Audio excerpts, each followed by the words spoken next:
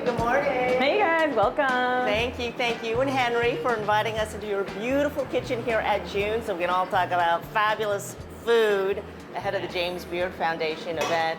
And of course we have Sue here with Gourmalicious.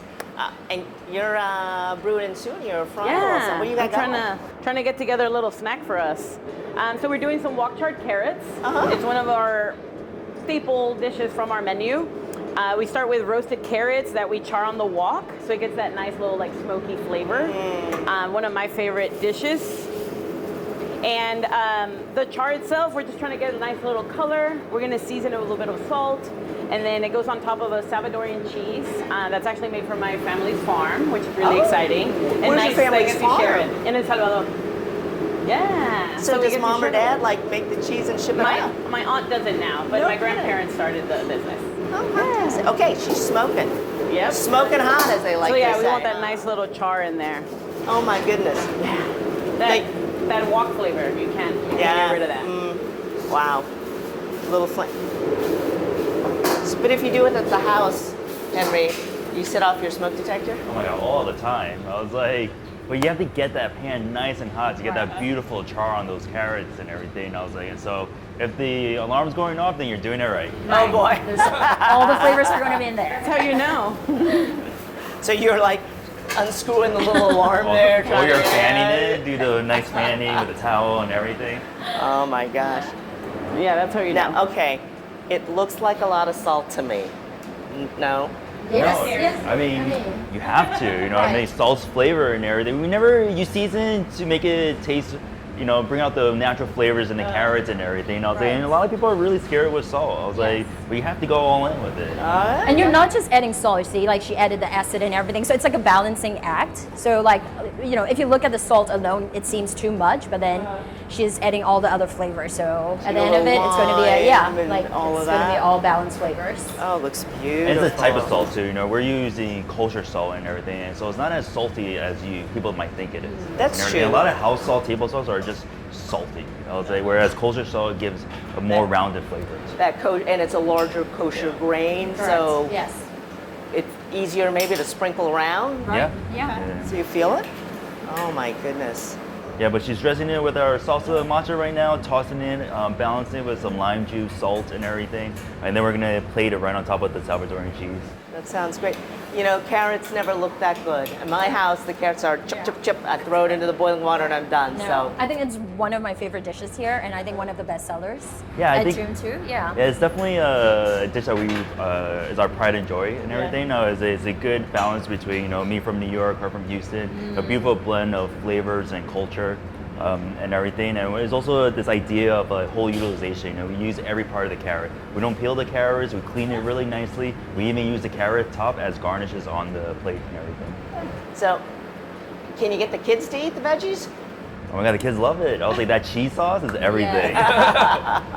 There you go. A little extra It's dressing. like fancy cheese whiz, really. There you go. You said the magic word. When my kid was little, oh my God, he loved it out of the can. Like I cheese. should admit that. Yeah. Right. Look at that. Oh, all right. So yeah, she's finishing it off with putting a little extra salsa matcha right on top, and then we're gonna garnish it with some carrot tops. Okay. So, will this be one of the dishes that you're going to be showcasing at the James Beard event? I know this is a dish on our June menu that's been on since day one. At the James Beard event, we're doing actually our curry and meatballs. Okay, alrighty. How do you guys choose what dish you'll present at the James Beard event? I think for us, it was really something that we like to have fun with it. I was like, and flavors that we really in touch with and everything. And so curry is something that we both love making, doing. It's in both of our culture, food, and everything. And so we're like, let's do a version of a curry. Okay, alrighty. All right, this looks great. All right, you are up next. Yes. What have you got Let's for do us? it. Alrighty. Okay, so what I'm making is tea leaf salad. So in my limited knowledge of the world, so I do Burmese food. So I'm Burmese, born and raised in Burma. So I specialize in Burmese cooking. And this is the main ingredient of the whole salad, which are fermented tea leaves. So we are pretty much the only culture that consumes tea as food, not just beverage. So we're going to start with good dose of fermented tea leaves. So the tea leaves are fermented underground, so they're steamed first, and you ferment it into, you put them into bamboo silos and ferment it underground for 3 months. Put them into what? Bamboo silos. Bamboo silos. Yes. Wow. So, Okay. And after you take them out, So you good. marinate them with lots of oil, garlic, and salt. So this is already flavored because, I mean, the process of fermentation is to, of course, prolong the life of the tea leaves, but also to make sure that you're toning down the bitterness of the tea leaves. So Oh, you're right, the actually consuming it. Yeah. Yes, like consuming Right. on its own. And everything else is pretty much to balance the bitterness of the tea leaves, the earthiness of the tea leaves. So we're adding like fresh ingredients like tomatoes. We have some cabbages. So we have red cabbage, some green cabbage, and Burmese food is a lot about textures, so we're just going to balance it out with lots of nuts. So what we have here is peanuts, we have garlic chips in here, sesame seeds, fava beans, pumpkin seeds. We're just going to add Yummy lots of them. toppings. Yes. It's so good. It's one of my favorite Yes. salads. So I had it's- never tried it before. Sue made it for Right. us. Yeah. I think it's one of the hardest items to sell on the menu because it's fermented, pickle, funky, right? So nobody wants to try it, but once people try it, like they absolutely fell in love with it. And we're going to dress it with fish sauce citronette, so just fish sauce, lime juice, a little bit of sugar. Okay. And the oil that the tea leaves were marinated in. And then we're just going to give it a good toss. Wow. And Burmese food, because we're right next to Thailand, people think that our food is very, very spicy. But I would say like our food is a lot more customizable. So if we're adding chilies, and whether it's a fresh chili or dried chili powder, we either put it on the side or put it at the top of whatever we're plating, so that people can either pick it or discard it like at their own will. So this is pretty much it. So if you wanted to make this at home, could you? Because I would have no idea where to go to get fermented tea leaves. Yes, I mean I'm very blessed that we have a small Burmese specialty store, so that's where I source all my fermented tea leaves, but I do the marination on my own. So my backyard is not filled with bamboo silos. So I promise. Yes. Not that could work. Right? I don't know. She has a little garden though. I have a little garden. I I guess you grew grow like herbs and I've stuff. been growing a lot of okra. I have a lot of wing beans now, the noodle beans and everything. So And you use those for your pop-ups? yeah, so for not like full-scale menu, full-scale dinners or lunches, but if I'm doing like private events for like 10 people, 15 people, then I can I'll have enough. use that. Yes, like I always say that one of the main items I grow are lime leaves, and at my pop-ups I always joke around that if my next pop-up depends on when the lime leaves are going back. Yeah, So, whenever the harvest comes in. Right. All right. Well, let's So, go ahead and yes. move on out to the table so Yeah. we can get a little taste and chat some more. Want to grab Absolutely. your plate? All right, let's go. I'm excited for that salad. You mean he doesn't cook for you? He tried, but You're the better Right. cook. How cute. I mean, He does he try. tried. He does. He make vegetables and stuff. Yeah. Yeah. So. Oh, this He is does try. fabulous. And all this. All righty. So we have your We have our wok charred carrots on top of a Salvadorian cheese And- with salsa matcha. So we call this lapet. So it's a Burmese tea leaf salad. Okay. Oh, beautiful table. Alrighty. Let's go ahead and give it a try. Yeah. Okay. And see how that You want me to turns film out. Yeah, I know. So, when you guys got the call that you Yes. would be the chefs at this big James Beard Taste America event, it's a huge honor. It is. Yeah. Absolutely. Yeah. It absolutely is. What kind of goes through your mind, and do you sort of say to yourself, "Yeah, one more indication I've made it," or is there stress or nerves? Yeah, I think for me, it's more of just being grateful that they thought about us. There's just a lot of good food and amazing chefs in Houston. So, and there's a lot to pick from. So it's really nice when they reach out and they want us to be part of such a big event. And for us, I think overall, we just want to kind of put it out there, like how amazing Houston's food is, and any step we get to showcase that, we're just very proud to do so. So it's always like grateful. When the kind of interesting thing about the James Beard Foundation is they don't seem to focus a lot on the big chains. I mean, they're great and everything, but it feels like they're more interested in sort of the small, I don't know if mom and pop is the right word. But No, we call ourselves yeah, mom and pop. Yeah, like absolutely. independent restaurants, Yeah. independent businesses. Yeah. And we tell Yeah. people all the time, I was like, we're not a big corporation or anything. You know, I was like, we are a mom and pop restaurant. You know, we're an independent restaurant, chef driven, and I was like, and I think that's what the James Beard truly try to highlight. yeah, small business, really, that's what it is. Yes. And our stories, like our food is not, we're not trying to do like mainstream food or anything, but our goal is to just showcase, you know, where we came from, where our background is from, where our parents came from, and what the flavors we grew up eating, and how that kind of translate through our just culinary journey of working for other chefs and in different cities. So just really be able to showcase that. That's, you know, it's very unique to us. And then to be able to share with everybody, I think that's what's great about them, that really want to showcase our story. And that's all we're trying to do with our food. All right, well, why don't you serve up those carrots with your parents' cheese? My family's farming in El Salvador. My aunt is who makes it now. Okay. But my grandparents are who started the farm On the whole itself. thing. Okay, so this Yeah. whole thing is a very family long tradition about doing food and Yeah, all well, those I mean, now I'm wonderful kind of things. like spoiled because I grew up eating that, you know? You want I move was over just here? gonna help Yeah, I you was like, with thank the- you. with the The scraping of cheese is the- nice and spreadable and There very we go. tender. Yeah. There we Oh, go. it's like a cream cheese or Yeah, something. so the cheese itself is a hard cheese, but we steep it in milk to give it that kind of cream cheese texture.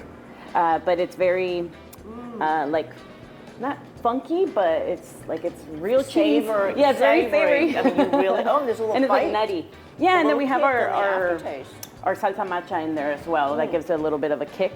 And I think just pairing it together, you have that little spice, then you have the dairy that helps you kind of balance that spiciness. And we have a little bit of lime in there, kind of give you some sourness, some tartness to the dish.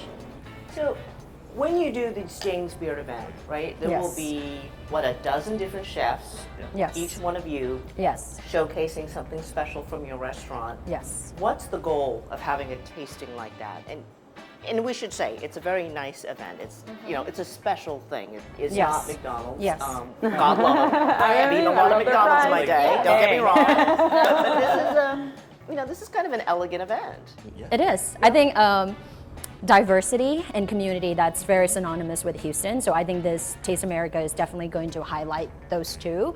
So and also, James Beard Foundation mission is to uplift the diverse voices. So we're definitely going to do that. You're definitely going to see it during the event. So all these different chefs from different backgrounds, like me, coming from Burma, I'm sure 90% of the room might not have even tried Burmese food before, things like that. So just bringing again, what Evelyn was saying, sharing the stories, bringing the underrepresented stories and voices forward. Kind of a new taste and also a new introduction. And that's the thing that's always been true about food, right? It's, if you will, almost the safe space on which to begin introductions, where we learn about something that we did not know about before. Right. And, sometimes tougher conversations build from that, but always you're learning. Yes. Yeah. So that's kind of the beauty of it. It is. Even for my tea leaf salad, it's very culturally significant back home because it's part of the social ritual. We say it's somewhat like a peace offering, because back in the day, at the end of wars and disputes, people have to come together and eat tea leaf salad from the same plate. Or if you're going to, ask for a woman's hand for marriage, this is one of the gifts that you have to bring forward. So it's more it's a peace offering, it's our little olive branch, sending out a message that, hey, we've come in peace, we want to be friends, we want to foster the relationships. So this is how it is back home in Burma, but in my hands in Houston, it becomes a conversation starter, because it definitely invites curiosity. People are like, what is this? What's in it? Why have we never had Tried this tea leaf before? salad? Or where is Burma? Things like that. So it definitely creates conversations and connections. All right, serve us up. Yes. Let's see. Go ahead. Let's give this a try. And I'm going to tell you the cheat, which Oh. is that I've actually had this before, but not here in California.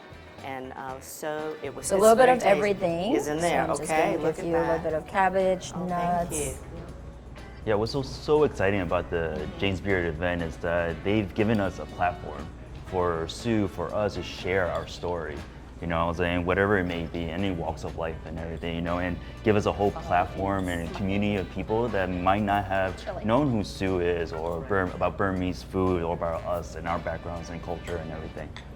And we were having this conversation a little bit earlier, but you know, I defaulted to, oh, Henry, are you bringing something maybe from your Chinese background? And your immediate response was, well, actually, I'm from New York. So, you know, shame on me for trying to put you in a little box. So what do you bring from the big city, the Big Apple? Yeah, I mean, I was born and raised in New York City, born in the Bronx and everything. I was like, and I love, no, you're fine. And I love, you know, everything, spiced bagels, cream cheese, and everything, and that's where this really stemmed from, you know. So we're taking something that's so deep and dear to her, I was like, and then something that's so familiar to the both of us as well, and even me, you know, I grew up eating flavors like this and everything. You know, we define our food as American food, and then people are just like, "What do you mean?" I was like, "But this is American food to me." You know, I was like, "I have my parents are Chinese, her parents are Salvadorian Mexican." I was like, but this is the America that we live in today, and this is the food that I want to share with everyone here. And who doesn't love an everything bagel? Yeah, Extra oh my God, cheese, so good. Thank you. With extra cream cheese. Even anytime one of our friends go to New York, we're like, bring back bagels. A baker's dozen, please. Yeah. Absolutely. All right, well, let's go ahead and try. You better put some on your plate. I know you know what it tastes like. I know. But still. I have this every day, but no, but I love it every I day. know. Okay.